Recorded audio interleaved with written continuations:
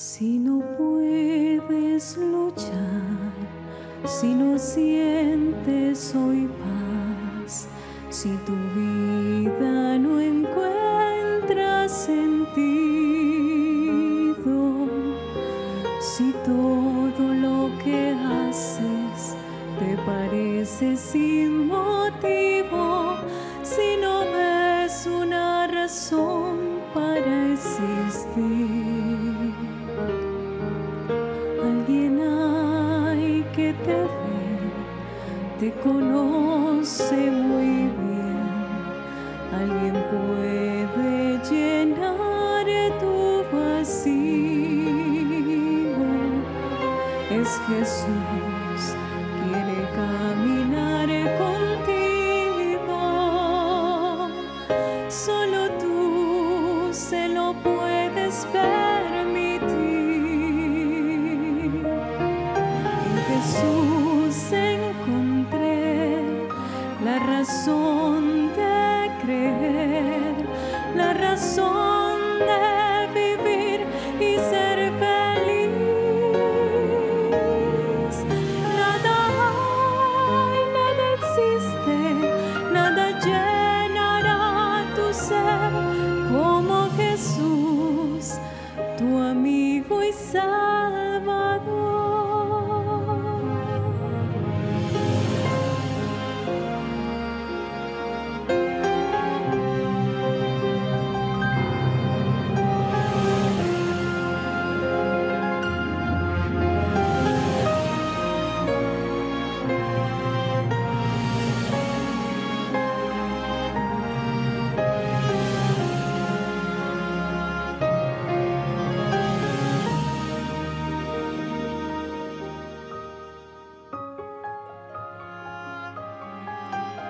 Hoy yo puedo confiar y mi vida entregar.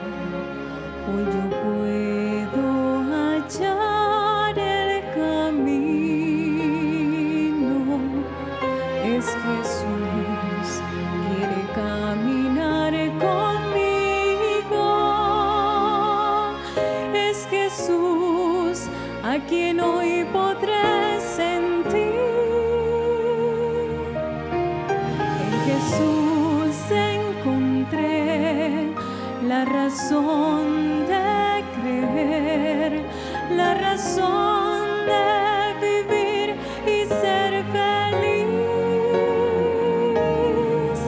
Nada hay, nada existe, nada llenará tu ser como Jesús, tu amigo y Salvador. Jesús, te doy mi corazón.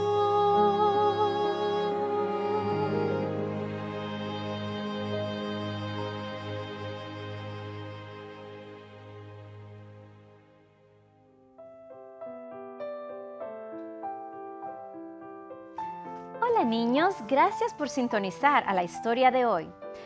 Una mañana mientras salía a caminar, tengo que admitir que mi corazón se sentía un poco pesado y con sentimientos de tristeza.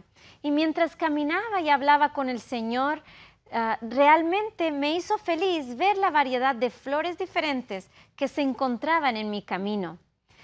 Mientras caminaba, podía ver las diferentes flores y me maravillé mucho al ver que incluso las plantas pequeñas, las que yo consideraría maleza o malas hierbas, estaban acentuadas por las florecitas súper lindas de todos diferentes colores. Algunas eran blancas con 5 pequeños pétalos, algunas eran de un cremoso amarillo claro, otras eran moradas. Pasé junto también a un arbusto de gardenias y no sé si a ustedes les gusta este olor, pero a mí me fascina el olor y su fragancia. También las rosas y las flores de jazmín tienen un aroma muy fragante y delicioso. En mi caminata también vi una de las flores con un aspecto muy alegre. Y esta flor, lo interesante es que emerge y sale de una planta que es media ordinaria y hasta medio fea. Las flores, en cambio, son muy bonitas, son de un amarillo brillante y se asemejan a los de una girasol, más o menos así se parecen. Y había admirado esta flor en otra ocasión, cuando en medio del calor, en medio de un verano bien caluroso que ha sido este verano, vi cómo la planta estaba con sus hojas decaídas, media achicharradas, las hojas bien secas, y se veía que esta planta necesitaba agua. Pero en esas condiciones, aún así, la flor se veía feliz. Y yo pensé en mí, yo dije, ¿cómo es que esta flor puede dar tanta alegría, parece tan feliz, mientras la planta misma existe en un terreno seco y polvoriento y necesita agua desesperadamente? La respuesta está en el toque de amor de nuestro Padre Celestial. Fue el Creador quien, por su palabra, les hizo de tal manera para mostrarnos su amor. Él hizo las cosas hermosas para rodearnos y recordarnos, y recordarnos a nosotros a que pensemos en Él. Cuando tenemos preocupaciones en nuestra mente y cuando nuestro corazón está lastimado por el estrés o por la ansiedad o diferentes preocupaciones, Dios quiere que recordemos que Él nos ama. Jesús nos dijo esto cuando pronunció las palabras registradas en Mateo, capítulo 6, versículos 25 al 34. Y en estos versículos Jesús dice 3 veces que no nos afanemos. Esta palabra también puede ser traducida como no nos preocupemos. La traducción en inglés nos dice no tengamos ansiedad.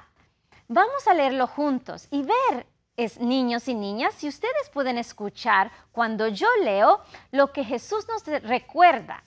Y Él dice, por tanto os digo, no os afanéis por nuestra vida, qué habéis de comer o qué habéis de beber, ni por vuestro cuerpo qué habéis de vestir. Y me voy a saltar unos versículos hasta el 28 donde dice, considerad los lirios del campo. ¿Cómo crecen? No trabajan ni hilan.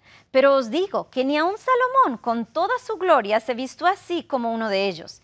Y si la hierba del campo que hoy es y mañana se echa en el horno, Dios la viste así, ¿no hará mucho más a vosotros, hombres de poca fe? No os afanéis, pues diciendo qué comeremos o qué beberemos o con qué nos vestiremos, porque los gentiles buscan todas estas cosas, pero vuestro Padre Celestial sabe que tenéis necesidad de todas estas cosas. Mas buscad primeramente el reino de Dios y su justicia, y todas estas cosas os serán añadidas. Así que no os afanéis por el día de mañana, porque el día de mañana traerá su afán. Basta cada día su propio mal. Jesús nos recuerda que estudiemos los lirios en el campo. Sus colores y su diseño son muy superiores a lo que cualquier diseñador de moda podía diseñar o pensar, incluso para un rey como era Salomón. Y sabemos que él tenía muchas riquezas, pero ni él pudo vestir tan lindo como un lirio del campo. Los lirios son una flor que particularmente crece a partir de bulbos. ¿Les has visto? ¿Los conoces, niños? Son medio redondos, con un exterior de color marrón y áspero. Y cuando lo miras, ¿quién soñaría con las posibilidades de la belleza que puede salir de un áspero bulbo marrón como es el del lirio? Pero cuando ese bulbo recibe la lluvia y la luz del sol que Dios le envía, crece hasta convertirse en una hermosa flor, delicada y elegante.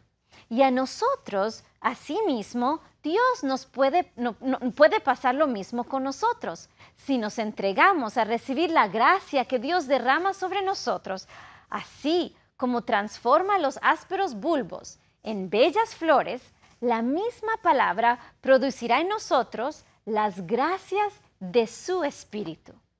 La ley de Dios es una ley de amor y Él nos ha rodeado de hermosas flores para que nosotros podamos recordar su amor por nosotros. Cuando tenemos sentimientos de tristeza, preocupación o ansiedad, Dios quiere que recordemos los lirios y consideremos los lirios del campo.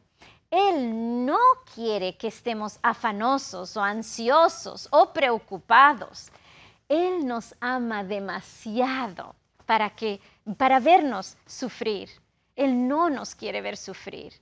Y niños y niñas, y mayores también, si me escuchan, si ustedes alguna vez en sus corazones tienen alguna tristeza, les invito a que salgan y contemplen los lirios y todas las demás flores. Salgan en la naturaleza de Dios y observen cuántas cosas hermosas Él ha hecho para que nosotros podamos recordar cuánto Dios nos ama.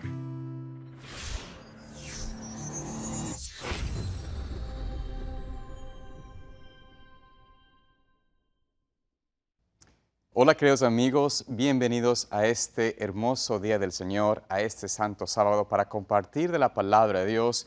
Y estoy agradecido con el Señor que me permite compartir con ustedes hoy de su palabra. Soy el pastor David Salazar y estoy agradecido que el Señor me ha permitido estar en este momento, en esta ocasión, para juntos entrar a estudiar un poco más de lo que el Señor tiene para nosotros en esta palabra de Dios, la palabra viva.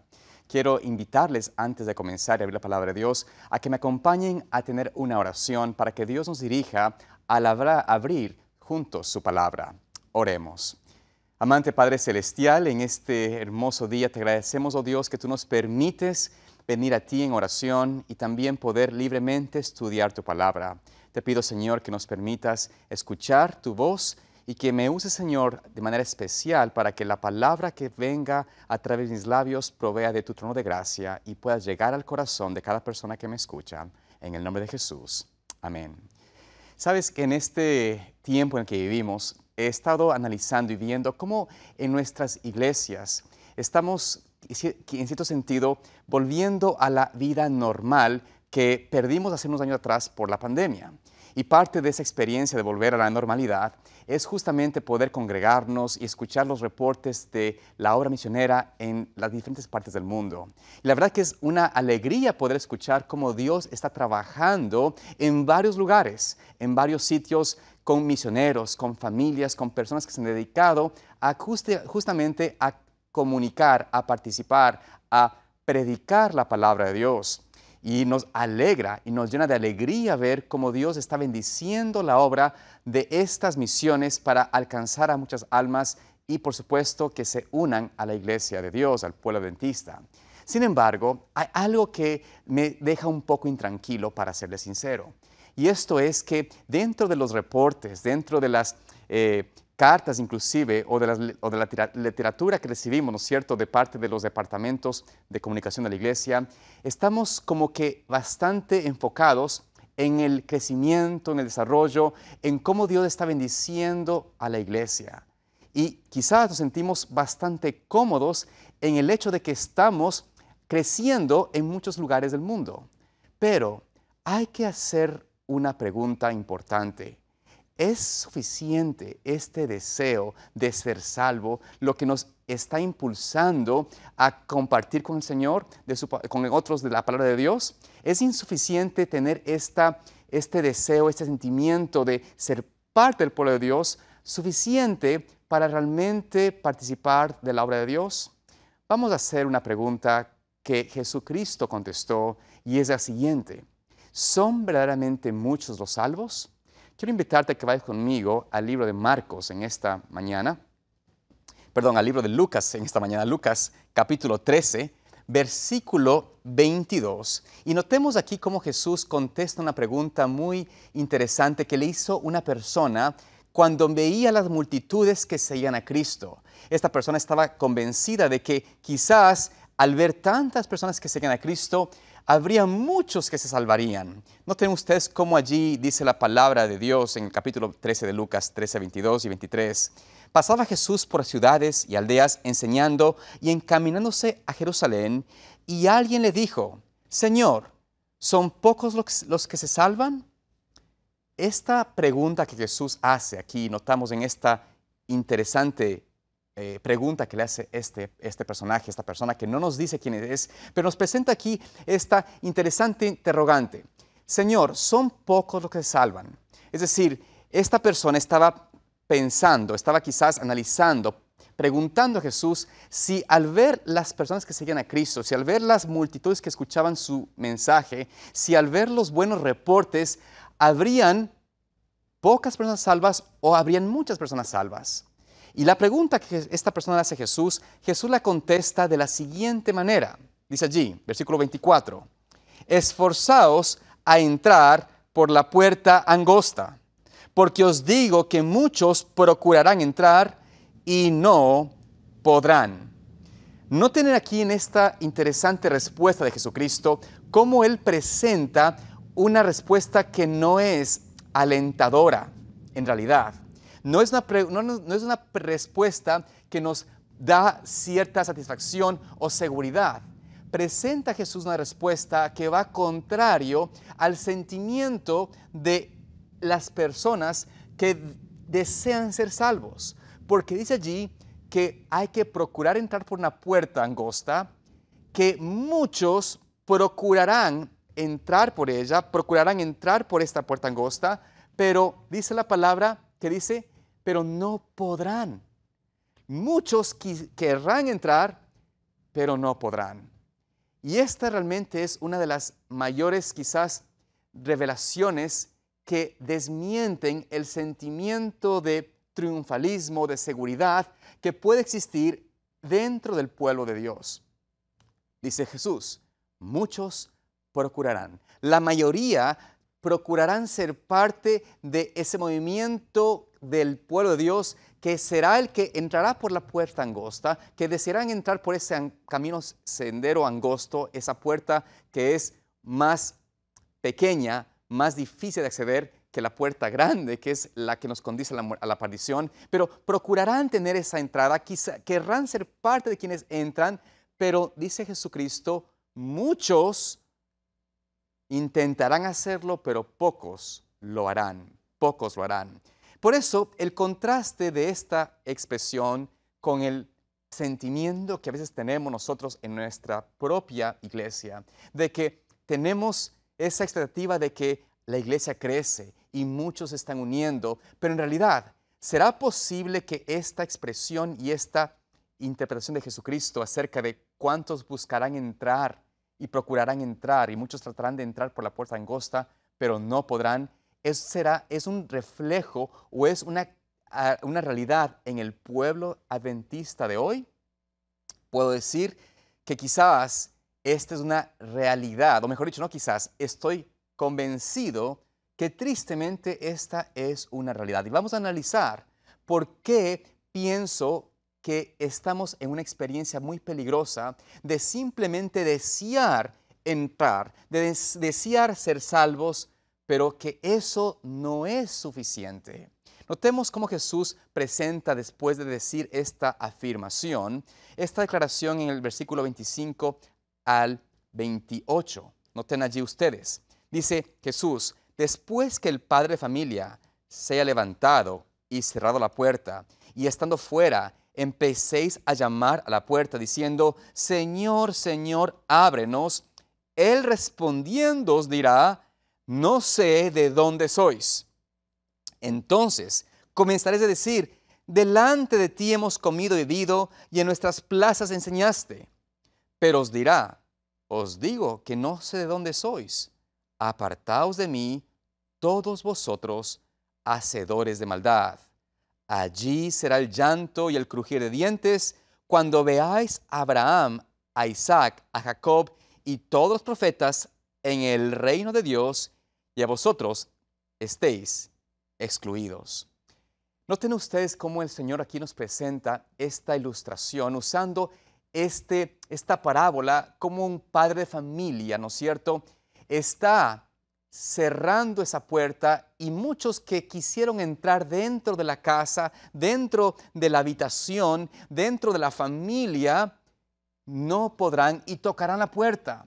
Pero desde adentro les dirán, no puedo abrirles, no os conozco. Y habrá esa esa aseveración de los que están afuera, de muchos que están afuera, que están diciendo, Señor, pero tú comiste con nosotros, tú enseñaste en nuestras plazas, tú fuiste parte de nuestra experiencia. Debemos conocerte y tú nos conoces a nosotros.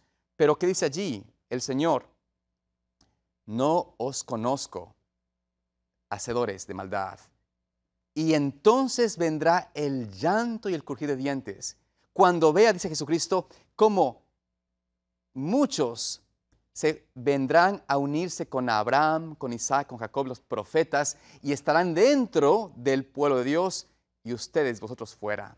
Esto será la experiencia de mayor chasco, de mayor desilusión que podrá experimentar una persona que tuvo la oportunidad, que estuvo delante de la puerta, pero no procuró entrar por ella, no procuró entrar por ese sendero y por ende se queda fuera. Es decir, se quedaron en el deseo únicamente, en el deseo de ser pueblo de Dios, de ser salvos, pero no experimentaron realmente el cambio, la transformación que el Señor deseaba que tengan, de poder ser dignos y aptos para entrar en el reino de los cielos. Entonces la pregunta que hay que hacerse es la siguiente: si Jesucristo nos menciona y nos declara, nos dice claramente que la mayoría de los que están tocando la puerta, que tienen el conocimiento intelectual de la verdad, no podrán entrar, tenemos que hacernos la pregunta: ¿cómo puedo yo no ser parte de esos que están simplemente con el deseo, pero que no han hecho la realidad, la experiencia de entrar verdaderamente a esta experiencia de estar con el Señor, de poder ser parte de su pueblo y entrar por la puerta angosta? ¿Cómo puedo estar yo seguro de que en realidad no estoy siendo engañado? Porque parte del problema dentro del pueblo que estuvo en el tiempo de Jesucristo era de que había mucha expectativa de este pueblo de Dios, de este pueblo de Israel, de los judíos, de que como eran nación de Dios, pueblo de Dios, ellos tenían la verdad, por supuesto, ya tenían la certeza y la seguridad de la salvación. Y su deseo de ser salvos estaba basado en que su experiencia, su costumbre, su cultura inclusive, les hacía diferentes o les hacía hijos de Dios.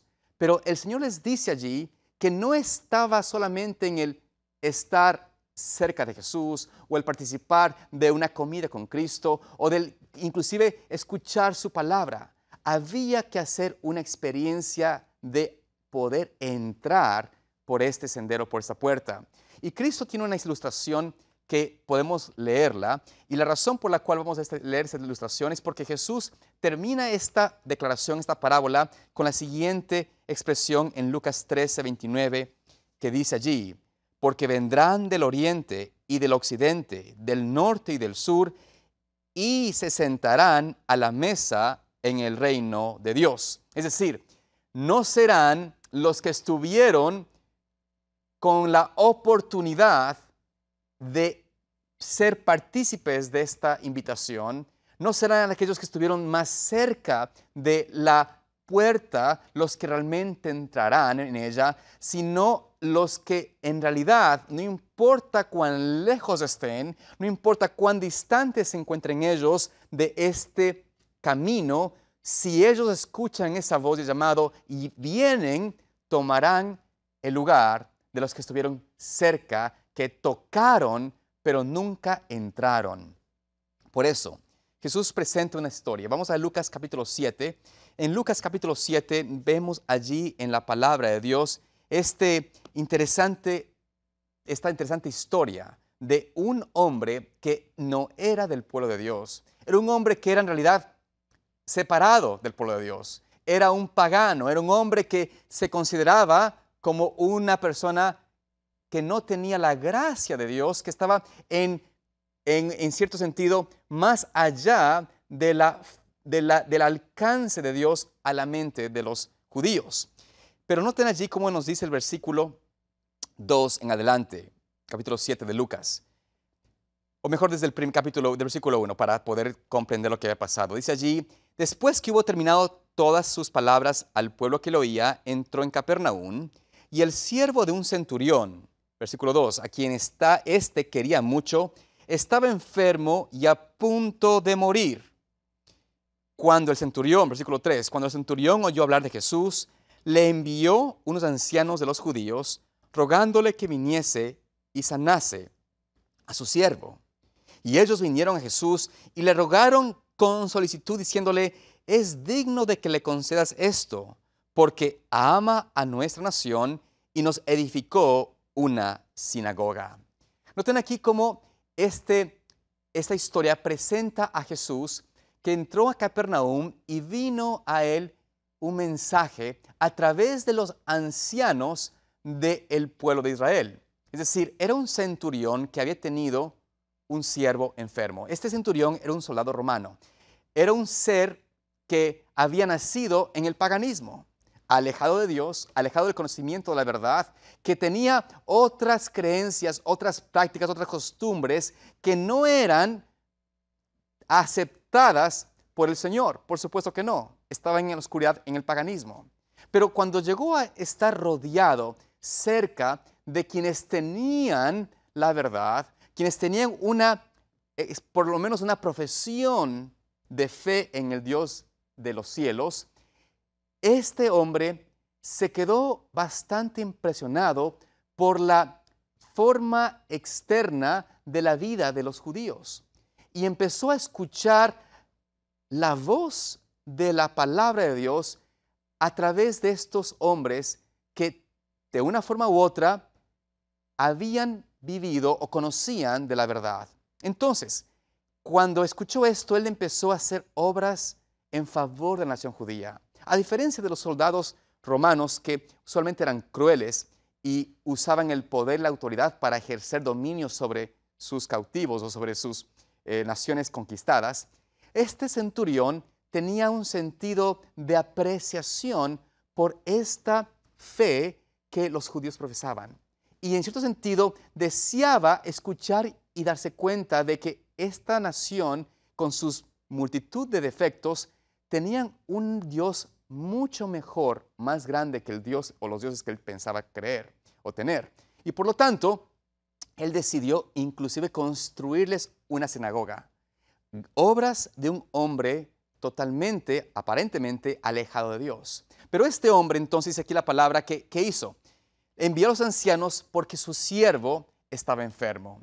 El siervo de él, alguien que para un centurión normalmente un siervo, en líneas generales, era un esclavo que se compraba y vendía, que no tenía sino un valor comercial y de servicio. Si es que se enfermaba y moría, pues bueno, tenía que buscar el reemplazo. Pero este hombre, por su deseo de tal vez conocer la verdad, el deseo de tener integridad dentro de lo que Dios le había revelado, era un hombre con integridad, con principio, con una moral, con una brújula en su vida. Él realmente quería a ese siervo. Él deseaba su bienestar, deseaba ver a este siervo sano. Y por eso escuchó de Jesús y decide, yo debo enviar a quien Jesús acepta, a quien Jesús quizás conoce mejor. Yo soy muy extraño a él. Así que les ruega a los ancianos, y los ancianos, claro, usan la experiencia de lo que él había hecho por la nación, de darles la sinagoga, de que era un hombre respetuoso con la nación judía, con sus costumbres. Entonces ellos van a Jesús y le dicen, mira, este hombre es digno que le hagas un favor, que le ayudes en esa situación, porque él nos hizo una sinagoga. Y por supuesto, uno puede quizás pensar, ¿no es cierto?, de que esta manera de acercarse a Jesús, como tratando de darle a Jesús una razón por la cual debe atender a esta persona, a este hombre, a este centurión que está en esta necesidad, simplemente por interés, porque era un hombre bueno con la nación judía. Esto no era algo que realmente Jesús necesitaba escuchar, pero ellos, como juzgaban a Jesús bajo su propia óptica, bajo su propia lupa, pensaban que Jesús tenía que ser de alguna forma tal vez llevado a compasión siempre y cuando la persona sea digna de su amor y de su bendición. Y por esto vemos aquí cómo Jesús en realidad quería enseñar algo más que eso. De hecho, notamos de que estamos viendo una experiencia muy similar a la que tal vez tú y yo, sin querer, usualmente hacemos con personas. Pensamos que ciertas personas son dignas de el favor de Dios porque hacen cosas buenas en favor nuestro. Y estamos alegres de ser ayuda para aquellos que nos ayudan o son amigos de nosotros, pero a los que rechazan o están en tinieblas o no participan de nuestra propia experiencia, somos mucho más susceptibles a rechazar y ni siquiera pedir a Dios que los bendiga y los prospere. Y Jesús entonces iba a usar esta experiencia para demostrar a los judíos de que Él no estaba limitado a la nación judaica, no estaba limitado a las personas que conocían la verdad o que vivieron o profesaban conocer la verdad, pero que Jesús se expande más allá de ese límite. Aquí vemos cómo Jesús decide asistir.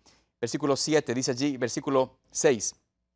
Y Jesús fue con ellos, pero cuando ya no estaban lejos de la casa, el centurión envió a él unos amigos diciéndole: Señor, no te molestes, pues no soy digno de que entres bajo mi techo, por lo que ni aún me tuve por digno de venir a ti, pero di la palabra y mi siervo será sano. Es así como el centurión presenta a Jesús esta declaración que Jesús no había ni siquiera escuchado de parte de ninguno de los que estaban cercanos a él, de los que estaban en su alrededor de la nación judía.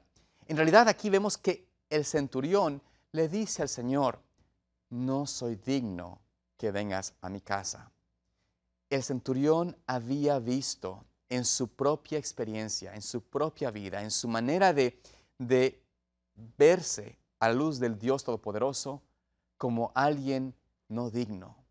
Su humildad, su sentido de necesidad de Dios, su sentido de necesidad de ser indigno delante de Dios, de que él no tenía ningún tipo de atributos o de ningún tipo de cualidades que podían ser dignas en sí mismas de que Jesús se acerque, mostraba el corazón contrito, el corazón humilde, el corazón humillado de un hombre que había apenas escuchado de la palabra de Dios. Pero lo que se había escuchado trajo a él convicción. Y aquí notamos cómo él le pide a Jesús a través de amigos: no vengas, por favor. Pero la palabra de Dios nos muestra de que Jesús no hizo caso todavía de estos amigos, sino que Jesús va y continúa en su dirección. A pesar de que había enviado a los ancianos primero y luego a los amigos, Jesús continuó yendo a la casa hasta que él tuvo que decir en el versículo 8, él mismo dice allí: porque también yo soy hombre puesto bajo autoridad y tengo soldados bajo mis órdenes, y digo a este ve y va, y al otro ven y viene, y a mi siervo haz esto y lo hace. Es decir, aquí el centurión nos presenta que él viene a Jesús y le dice: Jesús, te pido, no vengas más a mi casa, porque mira, solo necesito que tú des tu palabra.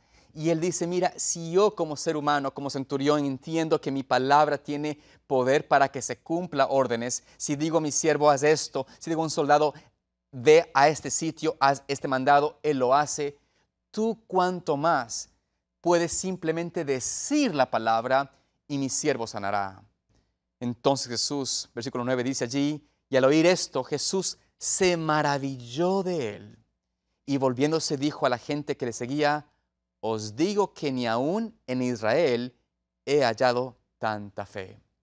Aquí estamos viendo, queridos amigos, por qué Jesús les dijo que vendrían del occidente, del norte y del sur, del este y del oeste, vendrían y tomarían el lugar de los que estuvieron cerca, pero que no entraron a la comunión con el Señor, que no entraron a la casa de Dios. Vemos aquí que Jesús se maravilla. Es muy raro el momento en que Jesús se maravilla de algo que alguien puede hacer, pero la maravilla del Señor Jesús es ver cuánta fe había este centurión, este soldado romano, ejercido en creer la palabra de Dios, en creer cómo la palabra tiene vida en sí misma y cómo simplemente creyendo o escuchando lo que el Señor dice es suficiente para que se ejecute en su vida. Te pregunto, ¿será que tal vez esta es la misma condición nuestra en la iglesia? Que como los ancianos en el tiempo de Jesús, los que hablamos mucho en la iglesia y tenemos la capacidad de conocer la doctrina y entender muchas cosas, estamos en realidad alejados del Señor Jesús porque no creemos que lo que Él dice es posible en nuestras vidas. Que decimos creer y deseamos ser salvos, pero no es suficiente porque en realidad nuestra vida está yendo en una dirección que va contraria al camino angosto y la puerta estrecha. Y aunque deseamos entrar por ella y deseamos procurar entrar por ese camino, no podemos, porque nuestra fe es pobre, porque nuestra confianza en un así dice el Señor es realmente de labios, intelectual, pero no de una experiencia real. Y aquí tenemos que pensar y analizarnos, porque el deseo sincero no es suficiente. Desear sinceramente estar en el cielo no es suficiente para ti, para mí, para realmente participar de la experiencia de fe. Cristo se admira y dice, en todo Israel no he hallado a alguien que comprende la dimensión de la palabra de Dios, de la vida y de la fuerza que existe en conocer y aprender de ella. Que esta palabra de Dios me puede dar a mí la misma experiencia de victoria que Cristo tuvo cuando estuvo aquí con nosotros. Que esta misma experiencia de tener a Jesús en mi vida no es simplemente un nombre, un membrete, una membresía, es en realidad una experiencia del caminar con el Señor. En esta semana hablaba con un amigo quien me contaba cómo muchos que conocemos y estuvieron en el ministerio, inclusive dentro del pueblo de Dios, tristemente se han apartado del camino del Señor.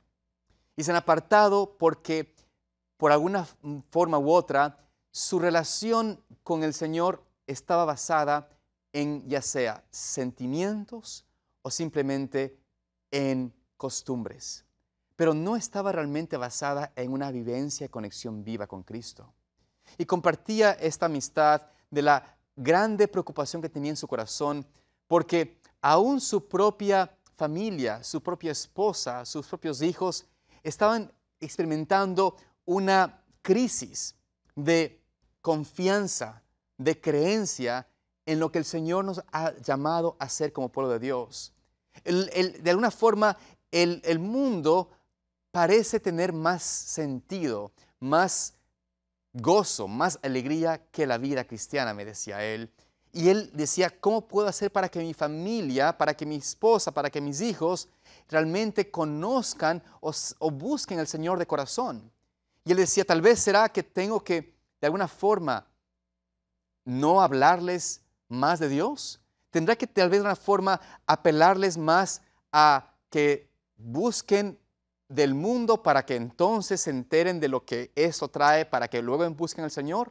Y quizás estamos viendo en nuestro tiempo, en nuestro mundo, en nuestra experiencia, muchas experiencias similares en varias familias de la iglesia. Padres y madres preocupados porque sus hijos se han apartado del camino del Señor. Pero quizás el problema no es tanto que no hay un conocimiento intelectual de la palabra de Dios, sino que más allá de esto, hemos rechazado porque nosotros mismos simplemente estamos deseando conocer a Cristo, pero no estamos realmente conectados a Cristo. No estamos realmente teniendo fe en esa palabra viva. Y para nosotros la palabra de Dios se convierte simplemente en una creencia intelectual, en una lectura, pero no en una viva experiencia. Y por eso Jesús nos llama, nos invita a contemplar estos ejemplos, esta persona como el centurión, que tenía un poco conocimiento, pero había ejercido fe sobre ella. Y por esa razón, la certeza que Jesús podía hacer en él y por el favor de su siervo, algo que parecía imposible, hizo que él tuviese la certeza de que si solo Jesús decía su palabra, su siervo sanaría. Es así como hoy también Cristo desea ver que su pueblo, los que están cerca, los que están más cerca de Él, puedan hacer esto. Pero Cristo nos dice esto en el capítulo 12 de Lucas, versículo 35 en adelante. Noten aquí cómo Jesús nos invita a empezar a tener más esta unión a la palabra de Dios. Es allí el versículo 35 de Lucas 12. Estén ceñidos vuestros lomos y vuestras lámparas encendidas. Y dice allí, y vosotros, versículo 36, y vosotros sed semejantes a hombres que aguardan a que su Señor regrese de las bodas para que cuando llegue y llame, le abran enseguida. Aquí Cristo presenta una ilustración similar, pero ahora da como una ilustración al revés. Presenta que Jesús dice allí, quiero que ustedes tengan sus lámparas encendidas, que tengan ese deseo de estar despiertos, atentos, porque cuando el Señor regrese y venga a la puerta, ustedes puedan abrir la puerta y puedan invitar al Señor, al dueño de su hogar, de su casa, de su corazón, a entrar allí y de alguna forma estar listos para su venida. Deben estar preparados porque esto es algo real, pero deben tener la lámpara encendida. Esta experiencia de encender la lámpara, de tener esa conexión con el Señor, no puede ser hecho posible a menos de que haya realmente un deseo personal, propio, tuyo, mío, de conocer y de hacer de la palabra de Dios nuestra fuente de vida. Es muy fácil en el tiempo que vivimos hoy de realmente conectarnos con personas por medio de redes sociales, de poder distraernos y pasar horas viendo videos, viendo artículos, leyendo información, escuchando inclusive temas relevantes. Pero ¿cuánto realmente estamos nosotros interesados en conocer, en entender, en participar de la palabra de Dios, de profundizar en ella, de ir y cavar más profundo para conocer por nosotros mismos, por mí mismo, ¿no es cierto?, qué es lo que Dios dice y cómo su palabra puede convertirse en mí algo de vida. A veces la relación que tenemos con el Señor es tan superficial, es tan, digamos, sin profundidad, sin conocimiento certero, que parece que estamos caminando solos, que realmente estamos sin una confianza en el Señor. Porque cuando se presenta ante nosotros una crisis, cuando se presenta ante nosotros una tormenta, una tribulación, una angustia, ¿estamos realmente en esa relación de absoluta paz con el Señor? ¿O estamos realmente empezando a flaquear, a desear, Señor, tal vez quita mi vida inclusive? Mucha gente está cayendo en grados de depresión, en grados de desconfianza de una salvación del Señor, porque no han llegado a tener esa fe, esa confianza en lo que Dios dice, porque no conocen al Señor. La fe únicamente viene por el oír, y el oír por la palabra de Dios, y eso no lo hemos hecho. Y por ende, estamos a la deriva, estamos entrando en una relación superficial. Y por eso Cristo presenta esta importante declaración y advertencia. Cristo dice a sus siervos, nos dice a ti, me dice a mí, dice el siguiente versículo 37. Bienaventurados aquellos siervos a los cuales su Señor, cuando venga, halle velando. De cierto os digo que se ceñirá y hará que se sienten a la mesa y vendrá a servirles. Y noten aquí cómo el Señor presenta y dice, ¿no es cierto?, que Él está esperando venir para servirnos, para ceñirse y Él ser nuestro siervo. Qué hermoso lenguaje de Cristo. Pero primero dice, ustedes como siervos deben estar atentos, escuchando, despiertos. Y les hago esta pregunta, queridos amigos, y me pregunto a mí mismo también, ¿será que al pasar nuestra tribulación de hace unos años atrás? ¿Será que estamos ahora en nuestra esfera de comodidad nuevamente?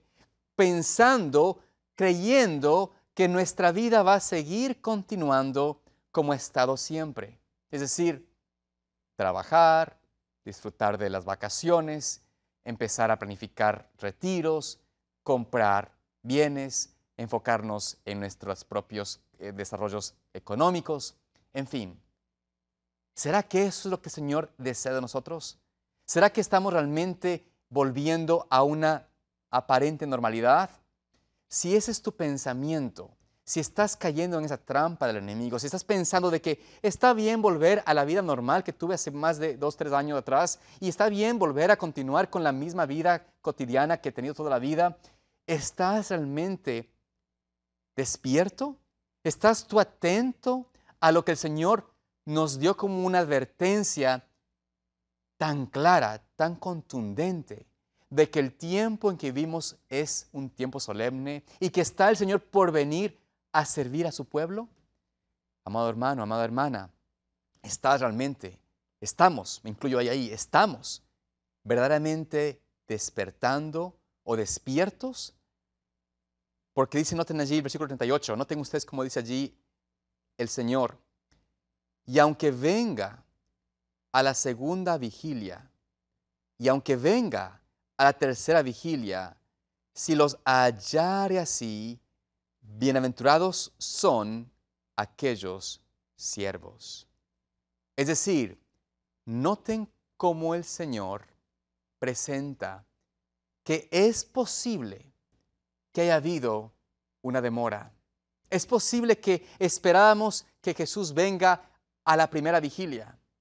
Es decir, llegó la noche y apenas entró la oscuridad. Bueno, tal vez el Señor venga ahora.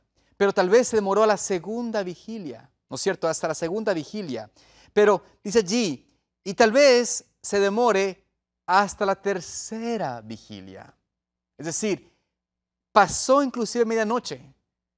Está quizás entrando al tiempo en el que debió haber venido. Y esto, amados hermanos, no sabemos qué ha sucedido. Estamos realmente en un tiempo en el cual Cristo ya pudo haber venido, pero por alguna forma, o quizás porque el Señor en su misericordia no quiere que nadie se pierda, sino que quiere dar oportunidad a todos al arrepentimiento, el Señor nos dice allí, quizás se demore una tercera vigilia, pero lo importante no es caer en la impaciencia y decir, el Señor no está viniendo, hace tiempos que no viene, debo seguir mi vida como vivieron mis padres, como vivieron mis abuelos. Debo continuar enfocando mi interés en lo temporal, enfocando mi interés en esta vida terrenal, enfocando mis esfuerzos, mi energía, mis planes para tener una larga vida aquí y en realidad descuidar la urgencia, la necesidad que Cristo me dice a mí de estar atento en ese tiempo de vigilia, porque el Señor vendrá. ¿Y qué dice el Señor Jesús allí? Miren cómo el Señor Jesús, ¿no es cierto?, dice el versículo 39, pero sabed esto, que si supiese el padre de familia a qué hora el ladrón había de venir, velaría ciertamente y no dejaría minar su casa. Vosotros, pues también, estad preparados, porque a la hora que no pensáis, el Hijo del Hombre vendrá. Y esto, amados hermanos, queridos amigos, es justamente la realidad en la que vivimos. No estamos atentos porque estamos todavía o hemos caído nuevamente en el descanso, en el sueño engañador del enemigo, que nos deja esta idea de que todavía tenemos tiempo, de que todavía tenemos que continuar en esta vida como hemos continuado por mucho tiempo y que con el deseo de ser salvos podemos estar tranquilos. Y como tenemos impaciencia con el Señor, porque como no Él ha venido, somos impacientes adventistas, decimos, bueno, el Señor se ha demorado en venir, así que debo enfocarme en las cosas que me dan satisfacción en esta tierra. Y hoy en día, más que en ninguna otra época de este mundo, la gran mayoría del profeso pueblo de Dios no está atento a su venida, no está interesado de verdad de dar su vida a las manos del Señor y de servir al Señor, sino de buscar una experiencia de comodidad para esperar que Jesús venga en algún tiempo lejos de nosotros. Pero Cristo nos dice, Él vendrá. Atento a aquel siervo y fiel al siervo que hace esto, que está pendiente de su venida. Pero ¿cuál es el riesgo, no es cierto, que estamos viendo? ¿Cuál es el riesgo de los que nos empezamos a sentir impacientes o nos hemos llegado a tener esa impaciencia y decir, bueno, como estamos viviendo en el 2023, Dios tiene que demorarse un poco más? Y no nos damos cuenta que estamos en vísperas de su venida, pero noten aquí como Cristo dice allí, versículo del capítulo 12 de Lucas, ¿no es cierto? Porque noten aquí el versículo 42. ¿Quién es el mayordomo fiel y prudente, el cual su Señor pondrá sobre su casa para que a tiempo les dé su ración? Es decir, ¿quién es aquel que está atento al tiempo que viven y al tiempo que vivimos para que dé conforme a la realidad del momento y del desarrollo del tiempo del fin? ¿Quién está atento a escuchar y darse cuenta de que no es tiempo de estar malgastando nuestros talentos, nuestras propiedades, nuestros dineros, nuestras finanzas, lo que Dios nos ha dado? No es tiempo de malgastarlo en uno mismo, es tiempo de ponerlo a la obra del Señor. Y así es como hacemos realmente o vivimos o actuamos conforme al concepto de que damos a tiempo su ración. Pero, ¿qué hace el siervo que no cree en esto? Versículo 45, noten aquí del capítulo 12 de Lucas, 45 en adelante. Mas si aquel siervo dijere en su corazón, ese mismo siervo que tuvo la oportunidad, dice, si aquel siervo dijere en su corazón, mi señor tarda en venir, y comenzare a golpear a los criados y a las criadas, y a comer y beber y embriagarse, vendrá el señor de aquel siervo en día que éste no espera y a la hora que no sabe, y le castigará duramente y lo pondrá con los infieles.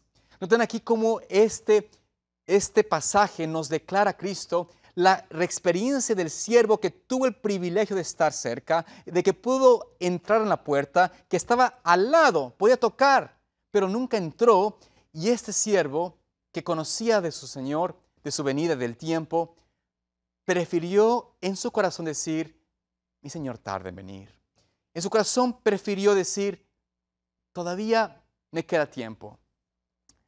Se llenó de impaciencia.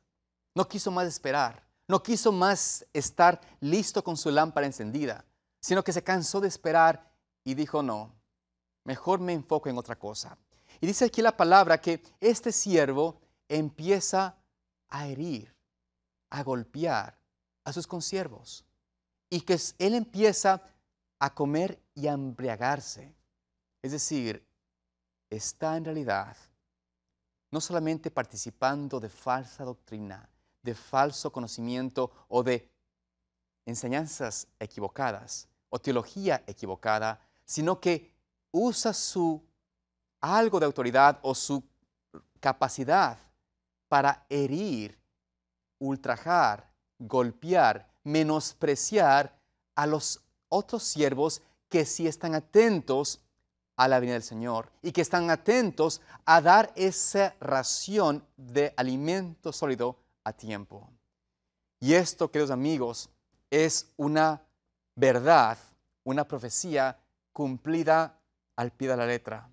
Dentro del pueblo de Dios existen, tristemente, muchos, quizás la mayoría, que están hoy por hoy más interesados en embriagarse, en escuchar filosofía humana, en escuchar teoría o teología que no viene de la palabra de Dios, que suena como un buen jugo de uva, pero en realidad es fermentado, que parece que tiene un color correcto, pero en realidad tiene enseñanza y doctrina de demonios, que tal vez tiene alimento que parece sólido, pero realmente es alimento de comilones, es decir, que embota la mente, que lo separa de este despertar que Cristo quería que tenga y lo hace sentir cómodo en la condición que está.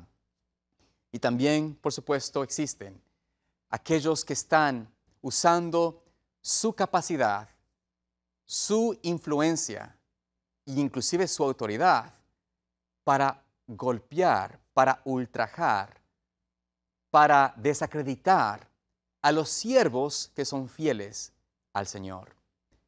Y están golpeando, están lanzando piedras o lanzando golpes, ¿no es cierto?, aquellos que están siendo fieles a su maestro.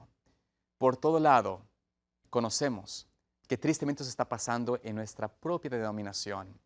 Se está rechazando la verdad y se está aceptando doctrinas no bíblicas, enseñanzas que van o que no están fundadas en la palabra de Dios.